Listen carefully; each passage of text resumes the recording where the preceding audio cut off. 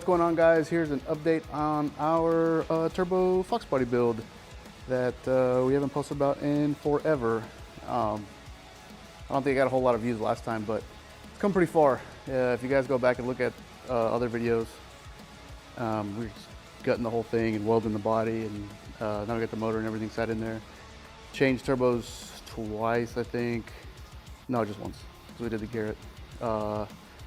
Ended up doing a whole radium fuel cell deal. It just turned into a whole thing. It probably shouldn't have, but as these things do. And we're testing some Mr. Chrome paint here, kind of see if we go that direction or not. So I guess we'll start here, and then we'll work our way back. So here's our whole turbo deal, our whole turbo, single turbo kit. We got plasma man intake. It's actually just a mildly built 5.3 with a custom cam, BVT delete. And we have our whole serpentine system there without the water pump. We got the power steering pump right there. Like I said, single turbos, Garrett G45. You can't really see it, and then we painted it black and Sarah coated it black, so now it's even. There you go. Yeah, Garrett G45. Using our billet T4 flange, up and forward headers, and then we actually got these nice cast, I guess, collector merge pieces for the wastegate. So it just flows straight out into the gate, Garrett gates, and then we just dump them out. Well, God, I guess we dumped them out here. I didn't know where we put them. So they're dumped. Vacuum lines are ran. This is just the vent. And then you got the vacuum lines ran to the turbo. They're actually teed. If I can get you a good shot, they're actually teed. And that one goes to the other wastegate that's over there. So, and then we're just using the turbo as vacuum source. So we'll just run off gate for now. Not water cooler or nothing, just to kind of get it going. And we'll figure it out from there. It's got a billet water pump block. I don't know. I actually don't remember where we got this from. But anyways, billet water pump. These are 2 water lines. The other 2 are kept off because you cannot get anything on there because of the pressure and pump. And this is a KRC, yeah, I forget. It's one of those road course pumps. And then we got a Vibrant HD clamp on here. We welded it straight onto a 95mm throttle body. The Garrett down there is V-banded. And that's pretty much the setup. Dom pipes kind of ran already. You can kind of see, and it kind of just dips back there. And then this is port and direct. So these are port injectors. I don't know if I can get you a shot of direct injection, but you guys know what that look like. You guys know what they look like. Take a quick look at our dual regulator setup. It's all hard lined. So one's for port, one's for direct, and they're both hard line vacuum, so that's not popping off, and they go straight into the manifold. We've got our map sensor over here to another vacuum block. Again, that's also hard lined. So everything's kind of hard lined. You got the fuel here on this.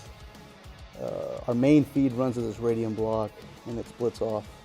The reason we did this radium is because it just has the best flow. It splits off 3 ways. You obviously don't need a third one because it's just 2, but it just flows the best.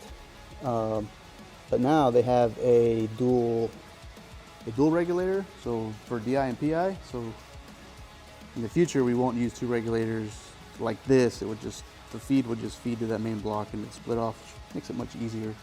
So this is kind of just a deadhead for the port, and then direct injection is direct injection. Make our way inside. You can kind of see we got quite a bit done. All the water lines are ran, or the hard water lines are ran in here. And then sorry if I could see, the cage is all done up here as well. Right now you got 1 seat. That's a TR6060. You can go through some of our old videos and kind of see where we put it all together and put it in here. I guess he's doing all the battery cables now. Handbrake. And Sweet Manufacturing, or is it Woodward? I can't remember the steering column. But that's a quick disconnect, and then of course the cage is all done back here. We still need to cut it and whatnot, but pretty much gutted. Battery's been Buxton back there. Kick panel down here. You see the water lines, fuse block. I think the ECU is down there too. Oh no, the coils are down there. I can't remember where the ECU is. It's around somewhere. We obviously still need to tidy up some of these brake lines. What you didn't see earlier is the center console. Got our button panel there. And this is Sweet Manufacturing column. And battery cutoff switch. We do have a Autometer Envision dash for this. Anti-gravity battery. And if we make our way to the back, you can see the radiator, Mishima radiator. And we have no glass or nothing up here, so that probably do Lexan to do the radiator, then we'll figure out the fans.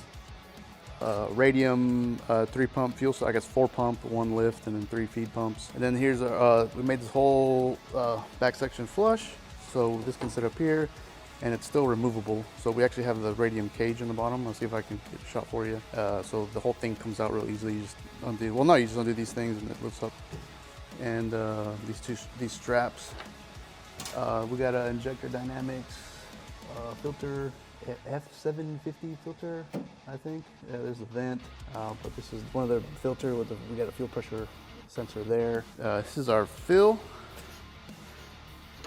just straight up on the pillar here. Boom, fill it. We thought about doing those quick fills, and we still can. These things are upgradable to those quick fills, and they sell you the jugs and everything. So we'll get to that at some point, but for now this will work just to get us going. Here's your dual caliper setup for your handbrake.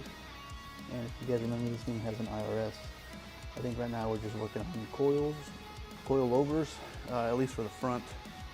We'll probably do some QA1, like adjustable ones that come with the camber caster plates. It's got a whole angle kit on it now. Man, I don't know if you can see it. You can see it from here. So we got that wood holding the wheel up when we put it down. But whole angle kit. We're hoping to get it fired up some point pretty soon. We'll just he has to finish running the batteries and stuff, and then we'll at least test fire and then tidy up from there. But there you go, guys. Quick update on the Turbo Fox. Yeah, I forgot about it. It just spiraled into it just spiraled like all builds usually do. So there you go.